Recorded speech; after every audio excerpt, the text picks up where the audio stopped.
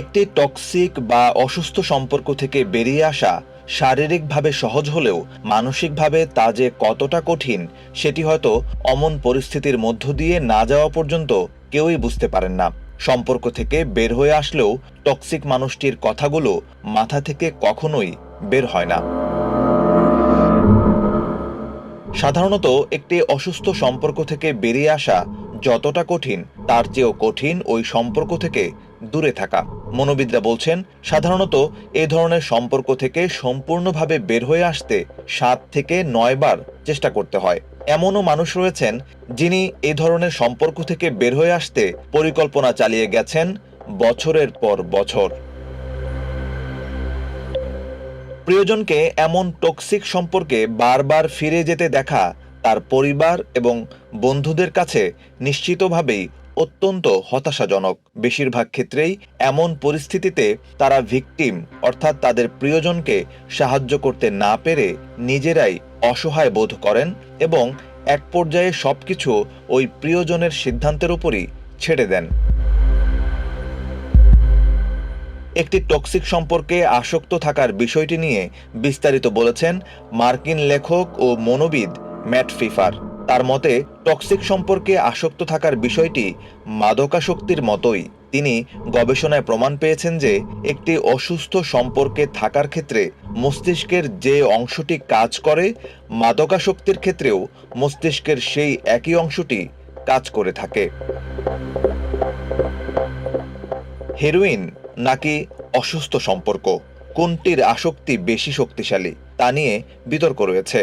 তবে গবেষকরা বলছেন, দুটো বিষয়কে পাশাপাশি রেখে বিশ্লেষণ করলে দুটো বিষয়ের মধ্যে অনেক মিল খুঁজে পাওয়া যায়। এসব মিলের প্রাথমিক উদাহরণটি হচ্ছে, আপনি যখন অসুস্থ সম্পর্ক থেকে বের হয়ে আসার চেষ্টা করবেন তখন ওই ব্যক্তিটিকে অস্বাভাবিকভাবে মিস করবেন।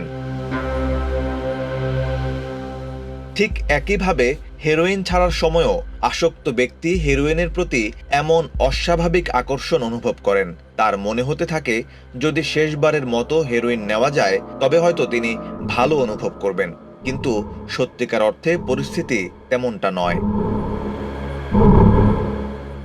অসুস্থ সম্পর্কে থাকার সময়ও একই জিনিস ঘটে।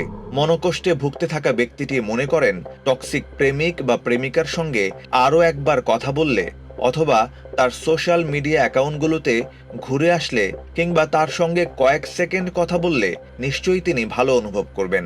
কিন্তু প্রকৃতপক্ষে তা কখনোই হয় না। বরং এতে ওই ভিকটিম তার অসুস্থ সম্পর্কের গভীর থেকে আরও গভীরে চলে যেতে থাকেন। যারা হেরোইনের আসক্তি থেকে বেরিয়ে আসতে লড়াই করছেন তাদের বিষয়টিও ঠিক একই রকম। যখন কেউ প্রথমবার হেরোইন সেবন করেন তখন মনে হয় এ যেন এক স্বর্গীয় অনুভূতি। এরপর থেকে যতবারই ওই ব্যক্তি হেরোইন সেবন করেন তা কেবলই শুধু সেই স্বর্গীয় অনুভূতি পাওয়ার আশায়। ঠিক একই বিষয় ঘটে ট্রমা বন্ড বা টক্সিক সম্পর্কের ক্ষেত্রেও। আপনি যদি আপনার সম্পর্কের শুরুর দিনগুলোর কথা চিন্তা করেন তাহলে মনে হবে এ যেন এক অসাধারণ অনুভূতি। মনে হবে আপনার ভালোবাসার মানুষটি যেন আপনার আত্মার সঙ্গী, সে কখনোই কোনো ভুল করতে পারে না।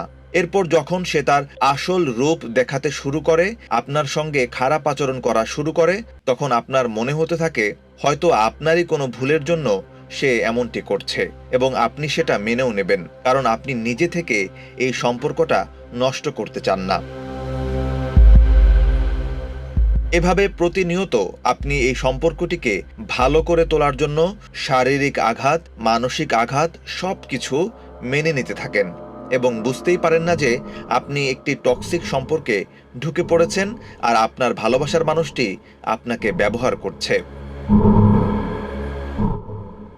আর এই কারণেই ভালো বা খারাপ সম্পর্ক নিয়ে যথাযথ জ্ঞান থাকা খুবই জরুরি। যে কোনো অসুস্থ সম্পর্কের বেলায় আপনি যে একজন টক্সিক মানুষের সঙ্গে সম্পর্কে রয়েছেন এটি বুঝতে পারাই ওই সম্পর্ক থেকে বের হয়ে আসার প্রথম পদক্ষেপ। নিউজ ডেস্ক, বাংলাদেশ প্রতিদিন।